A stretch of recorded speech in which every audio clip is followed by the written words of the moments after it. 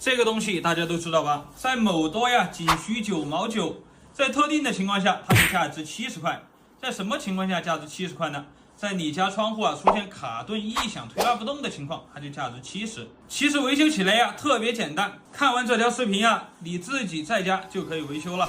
我们先把锁扣拆掉，找一个螺丝刀撬掉侧边条，窗户往上一顶就可以拿下来了。窗户推拉不动，就是因为这个轮子生锈卡住了。拧掉2颗螺丝，拆掉旧滑轮，直接拿出我们新买的滑轮，给它换上。窗户往上一顶就装好了，扣上装饰边条，装上锁扣，这样窗户就修好了，非常的丝滑。